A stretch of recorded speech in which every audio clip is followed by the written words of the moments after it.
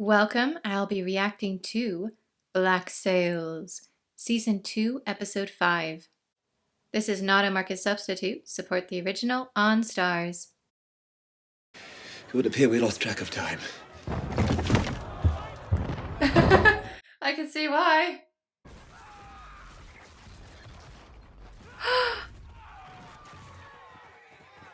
Oh my. It's like the Pirates of the Caribbean ride when you're just going through that section. Except that's at night. That's my favorite part of the ride. I'm the only one who knows why he's doing it.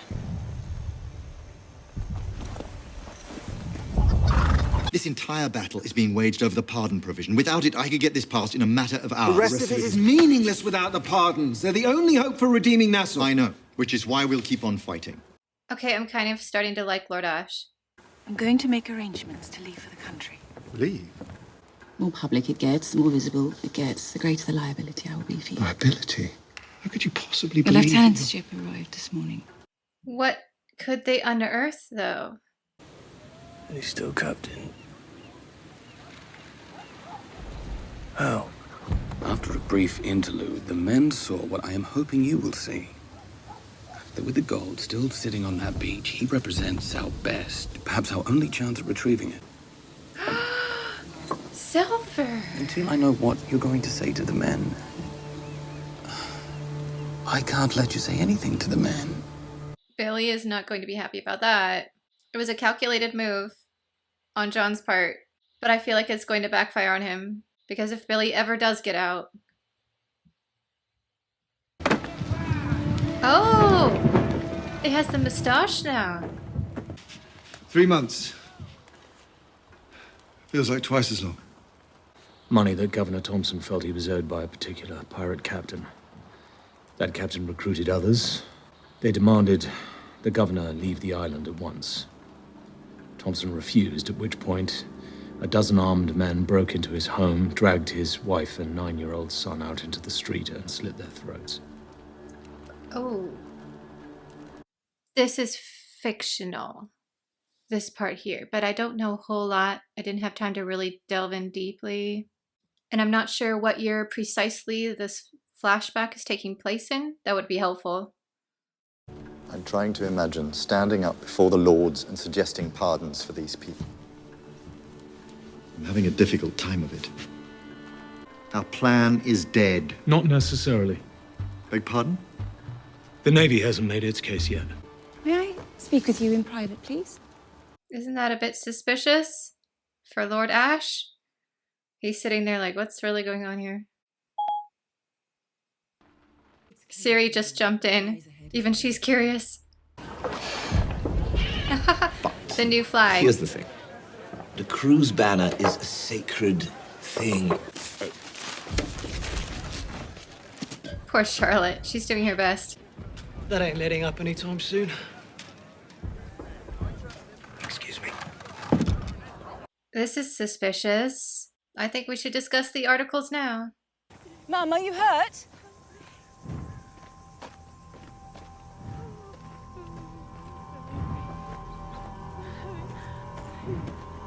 Oh, and she's going to blame herself for all this because she didn't stop the lieutenant from going to the Sea Lords, which kind of probably sparked all this. The danger is simply too great. Anything that has ever been worth doing has been worth doing in the face of a little danger. I have been the subject of enough ridicule and innuendo to know the difference between a little danger and mortal danger, and I'm telling you that what you and Thomas and I face right now Is mortal. is the latter. Why take the risk? For the sake of the pirates of Nassau? I love the green of her dress with the green drapes right here. Very effective. This is too important not to try. And it came to this. Prepare to move ashore. What if while all they go ashore, Vane grabs the ship? That's what I would do. No, he's still here. Interesting. He's got to have a plan, though. Only way to beat it is to cut off its head. I see. He's going after Flint directly. But they cannot have them until they find a way to ship their products out of the port of Nassau free from the danger of the pirates.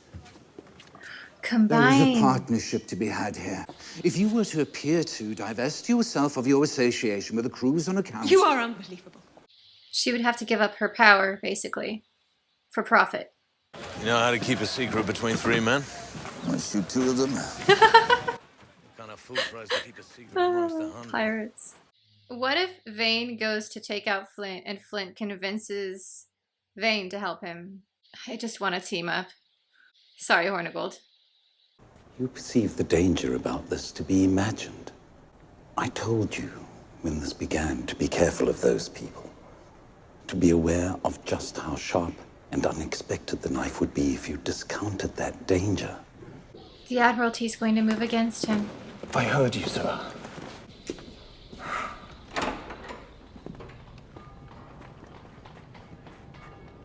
Yeah. Sir, please let me explain. Be grateful it didn't happen on the gallows. This ends quietly, permanently, and in the manner of my choosing. And are neither seen nor heard from again. I think his mentor was actually trying to protect him here because the alternative was much worse. He did what he could. Discharge and banishment is not bad in the grand scheme. Took him? Took him where? Bethlehem Royal Hospital. Bedlam. He is to be committed there owing to his uncontrollable grief over having learned of my affair with you. The affair was with Thomas, wasn't it? That makes sense. Why he was defending Thomas so passionately, even when it was dangerous. James. We're gonna get him out of there. We can't. You watch me. You think you're angry about this? I'm beyond that. I am enraged! And now you and I must leave this place.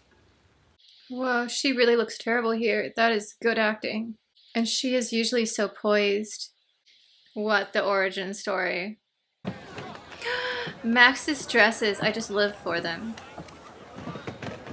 And yes, they are very elegant for her position.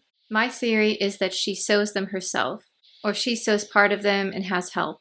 Because we saw her earlier buying fabric, and if she had kind of the same pattern, and you can see from her gowns, they do have the same general look. Possibly, she's just kind of making the same dress over and over, if you think about it, just in different fabric. It's time-consuming, but not impossible to just be sitting there watching other people and just taking things in while quietly hemming. If anything, it gives her an excuse to have something that she's working on, and people will talk openly in front of her. So if you're sitting there openly listening, that's a little unnerving. But if someone's sitting there just sewing, easier to ignore them. To your knowledge, have any of Flint's crew made their way up to the brothel since coming ashore? Not that I'm aware of. Perhaps they have set pressure aside for the moment. Well, maybe. They was told to stay the fuck away from it. Or when he finally decides to visit you, I'd like to know what he has to say about the Urka gold.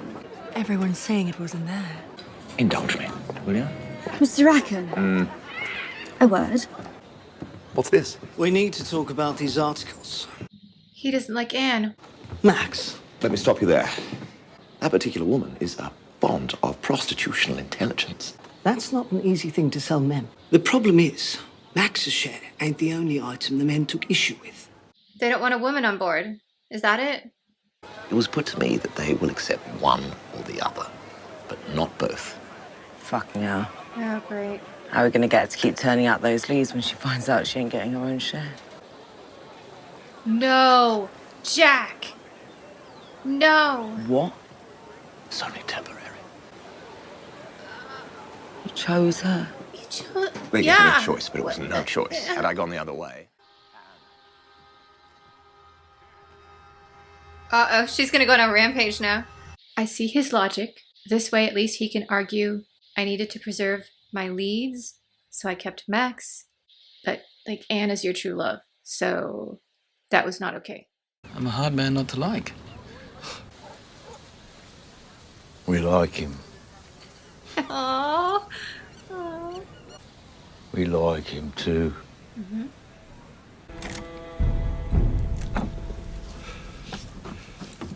After Mother was killed in the Rosario raid, you left me here. You left me here because I wasn't your son. Yes. Ah. As if I needed more reasons to dislike him. Peter's daughter. Mm-hmm. You need to obtain her from Captain Vane.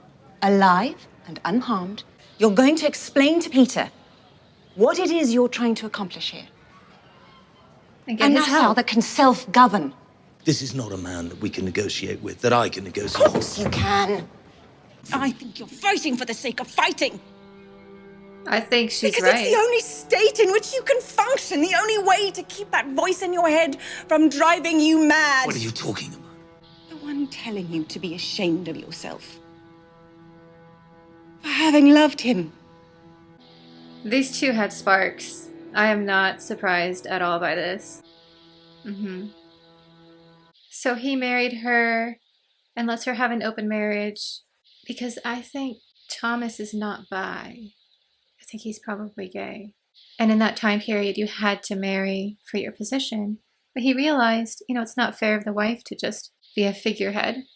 Feel sorry for Thomas. That's why his father was so awful. He didn't like who his son loved. How can parents do that? I loved him, and he loved me. But what he shared with you, it was entirely something else. It's time you allowed yourself to accept that. The only thing I'm ashamed of is that I didn't do something to save him. Get him out of Bedlam. Yeah. I would beat myself up about that as well. If it had been me in Flint's position, I would have made sure she got away safely, and then I would have gone back and I would have gotten Thomas out. Or been taken in the process. To just leave him in there like that, knowing what it was like. Marcus Aurelius?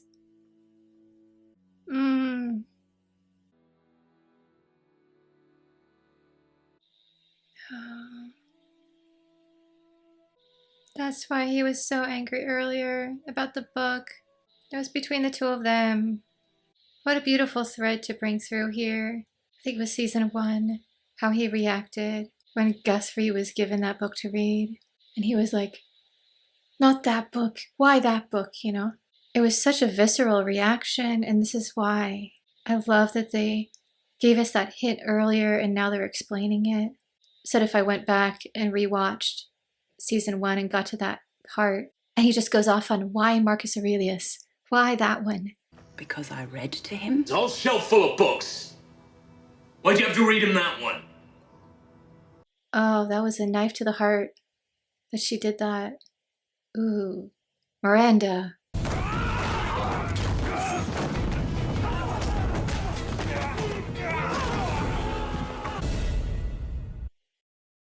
In spite of the fact there weren't really any ship battles other than what Flint was doing to the fort, I think this was my favorite episode of season 2, just because the acting here was outstanding and we got to really finally understand what was going on with Flint and the Hamiltons. He was in love with Thomas. I don't know if all 3 of them had things going on. I think it was pretty much the 2 guys. But obviously Miranda cared about him as well, loved her husband. There's more ways to love someone than just being attracted to them. But what I really see here is that they had a deep friendship in addition to being husband and wife, a real partnership there, and she knew what he needed. And obviously the 3 of them really liked each other, and so I think that worked out. It was only natural after that happened and the 2 of them went off together that they'd end up as lovers eventually. Just because they share a love for someone else in a way and were lonely and had this background together that no one else knew about. And you hear that line resonating from earlier, I know his demons, I was there when they were born. And I think that she was partly talking about the moment when he realized that gender didn't matter with who he loved. And in that time period, it was basically a crime. It wasn't just a matter of, oh, that's not done. No, it was an actual dangerous thing to admit to. To this day, we're still trying to fight for the most basic rights ever of just, existing. In this episode, we have his father here, who completely rejected what his son was. And I don't understand how parents can just not love their children. Like, out of all the things to be angry with your children about, knowing what they did back then in places like he was relegated to. If I was Flint, there would be no power on earth that would have stopped me from trying to get him out. So I can understand why he's angry at Miranda and himself for just leaving. And I feel like this whole time he's kind of argued that, well, Thomas would want him to keep her safe. And then he's like, well, have I done that? Has she been safe here? I thought it was very interesting that they had the parallel storylines about terrible fathers going on in the same episode, while Eleanor is trying to decide whether or not she can trust her sort of garbage dad. You see in the flashback what happens and how bad it can get within a family. So I'm hoping Eleanor makes the right choice and doesn't trust him. It was interesting that Vane came jumping out at the end. I figured that was going to come sooner or later. I still think, hopefully, Flint will somehow manage to incapacitate him enough to get in a word and to tell him what's going on. Because Miranda was telling him earlier, it's not clear what you're doing here. Nobody knows. You need to be more honest.